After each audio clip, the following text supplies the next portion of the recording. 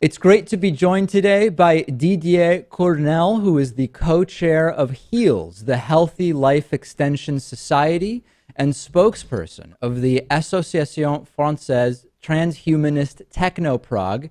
He has published 2 books, one about longevity and one about techno-progressist questions. It's so great to talk to you. You know, my first sort of overarching question is, when we think often about life extension and longevity research, we think about the research of individuals like Aubrey de Grey, for example, there is this sense that if and when these tools are available, they will only be available to the richest of the rich, at least initially. Talk to me about that. What is the sort of class element to life extension? Yeah, it is indeed something that many people think, but I think it's totally incorrect. Well, the first is you probably, well, all of us do have a smartphone nowadays, and it used to be very, very expensive, but now it's something like $100 for one. So if there is a possibility for life extension, it will be so important for the society, more important than the smartphone, more important than everything, that the politic pressure, the social pressure, the economic pressure will be so enormous that it will not be possible to stop it. But of course, it will be easier if there are public investment for research for health, and that is one of the aspects I'm following here in Europe. It's very important that you have at the moment private companies who are aware of life extension. You have a few people, but you don't have the public institutions understanding it. And when they will understand it, I'm quite optimistic that it will be quite easy to make these therapies available for everybody. As a general sort of entrance to the topic for those in our audience who may not be too familiar with the type of research we're talking about, can you tell us some of the types of life extension research that are being considered now? In other words, talk about genetics or regenerative medicine, etc. What are the areas that are being looked at?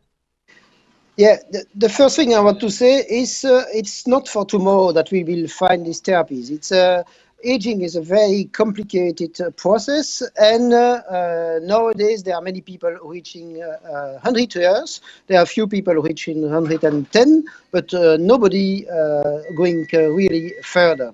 So to go really further, you need indeed, like you said, gene therapies, or also maybe you will need nanotechnology.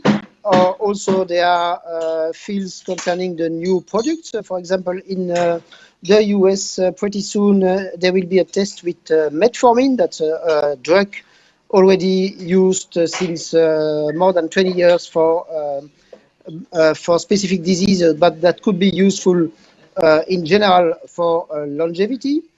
And then, of course, related to all these aspects, there is the fact that with artificial intelligence, you can make research much faster than it used to be. You probably know, well, the people listening to us probably know that IBM, through IBM Watson, is working in the field of health. And of course, there is Google through Google Calico. When I speak to those who are doing life extension and longevity research, I often get the sense when they tell me about the different areas that are being researched, the different aspects, that these aspects are sort of siloed in the sense that they aren't really building on each other. So there are sort of multiple but separate paths being researched, and that the research may not be cumulative. Is my impression correct, or do these different types of aspects and therapies work together in some way? Well, I think they are working together some way, but what is not present at the moment, it's kind of, we need a paradigm shift, especially from the public institutions and especially from the people, to understand that aging is, well, it's a disease, that aging is at least something that we can cure. and that there are many different aspects, but all these aspects together, we can defeat them. Aubrey de Grey has been saying for years that the first person to live to the age of 1,000 has already been born. This is his opinion. Do you agree with that opinion? Yes, more precisely, what Aubrey de Grey is saying is it could be that the first person to reach 1,000 years is already alive today, but of course it depends of what we are doing for it. If well, you know, between the first thing in the space, Sputnik in 1957 or 58, and the first man on the moon, there were only 12 years. So if we decide to make the fight against aging a priority, it could be that the first person to reach 1,000 years is already born today. And also, what's important, the important thing is to win a few years now, so that you can reach the next level. You know, at the moment, the life expectancy of the people is already in a country like the US or in Belgium around 78, 80 years. So somebody born today has 80 years to live. If we win already 20 years, we have 100 years, and then we can have more years adding each time. And so you can reach what Aubrey de Grey is calling the longevity escape velocity. So the fact that we win 1 year each year, because at the moment we win more or less 3 months a year of life expectancy.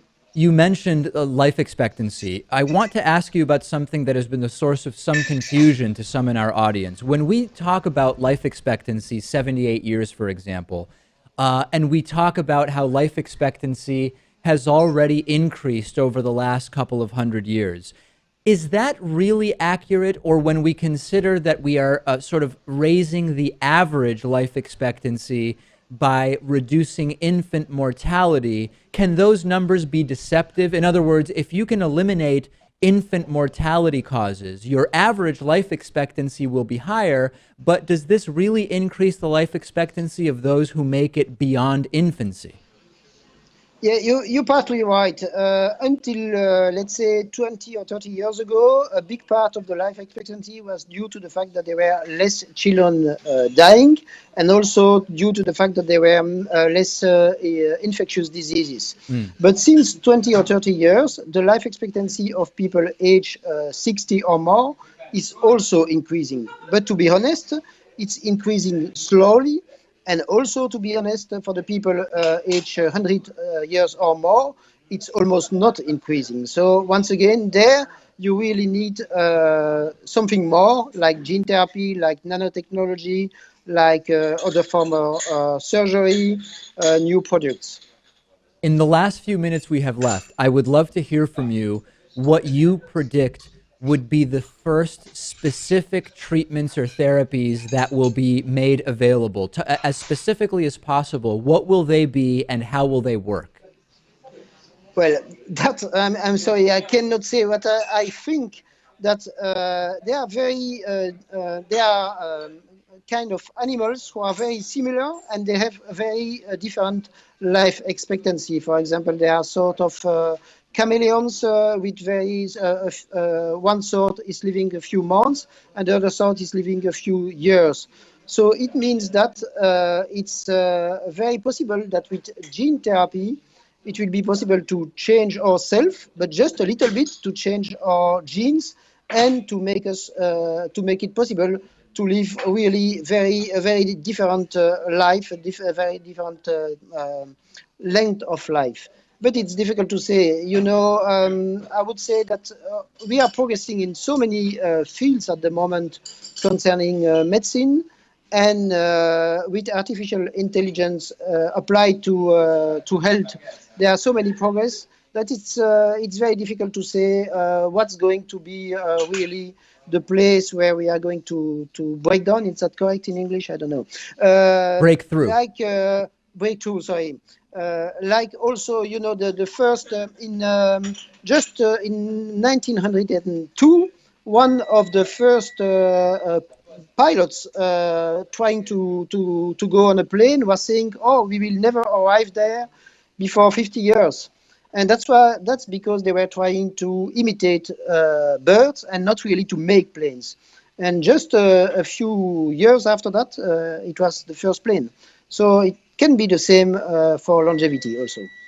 Well, it is absolutely fascinating. We've been speaking with Didier Coeurnelle, who is the co-chair of HEALS, the Healthy Life Extension Society, joining us today from what seems like a very cool cafe or restaurant in Paris. Didier, thank you so much for talking to me today. Thank you very much. Goodbye.